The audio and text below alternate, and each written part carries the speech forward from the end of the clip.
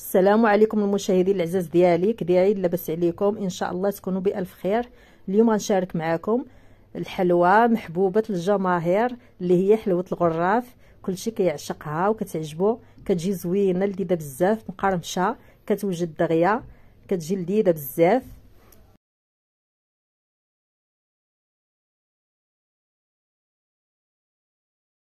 وهادو هما المكونات ساهلين بساط بزاف. كنحتاج ليها نص خماره ديال الحلوى، الساشي ديال الفاني، بيضه، نص كيلو ديال الدقيق الابيض او الفورس، وغادا نجمعها بالماء دافي، واحد القبيصه ديال الملح. وهادو هما المكونات ديالها. ودابا غنبدا بسم الله. ناخذ الدقيق، نزيد عليه الملحه،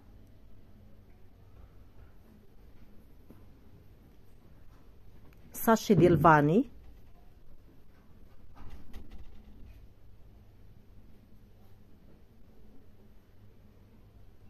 ونزيد عليه نص خماره ديال الحلوى،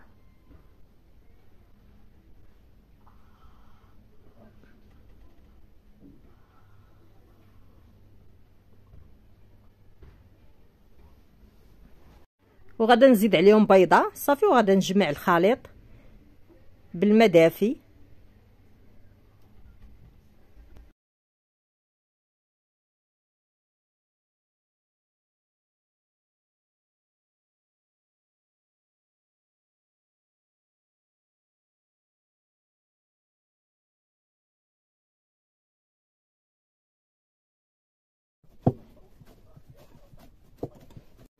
وغادا ندلكها واحد شويه. من بعد ما دلكتها غادا نحطها في هذه الانيه هذه، وغادا نخليها ترتاح صافي. ومن بعد غادا نشكل منها كويرات. دابا ملي كملتها غادا نخليها ترتاح واحد شويه، عاد ندفع صافي. كناخذ كل وحده كنطلقها بيديا مزيان بحال ما هكا حتى تولي رقيقه بزاف، حيت كل ما كانت رقيقه كتجي ملي كتقلى كتجي مقرمشه بزاف وزوينه بحال ما هكا. ناخذ شويه الزيت ونبقى نطلق فيها بيديا بحال شكل المسمنه تماما.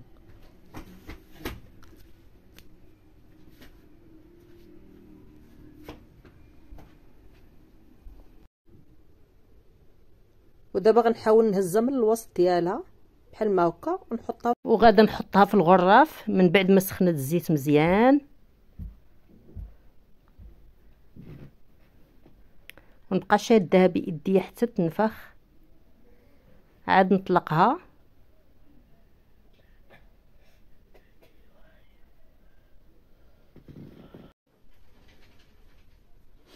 صافي. غنبقى نثقف فيها بالفرشيط باش يخرج البخار وتشد هي الشكل ديالها، كيجي الشكل ديالها زوين.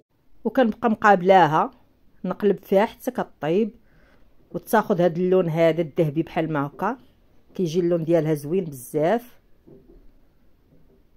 صافي. وكنحيدها وغادا نبقى ناخذ بالوحده بالوحده ونطلقها مزيان بالزيت حتى تولي رقيقه.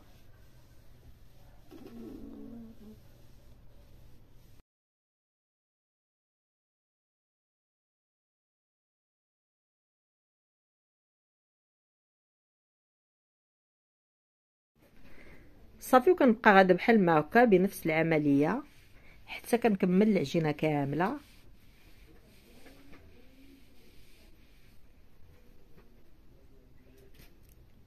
كنثقبها بحال ما هكا.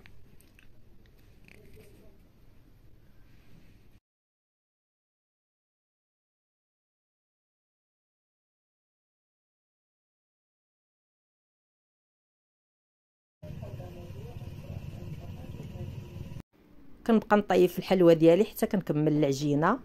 هاد الحلوى هادي كتجي زوينه بزاف، لذيذه ومقرمشه، اقتصاديه ديال ايام زمان.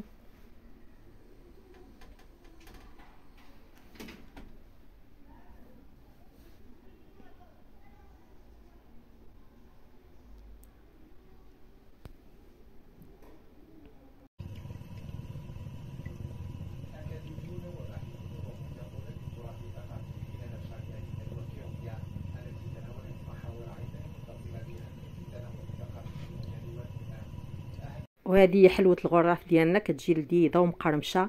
الا عجبتكم الطريقه البنات ما تنسونيش بلايك الفيديو، اشتراك القناه، مشاركه الفيديو مع الاهل والاحباب والاصدقاء، والسلام عليكم.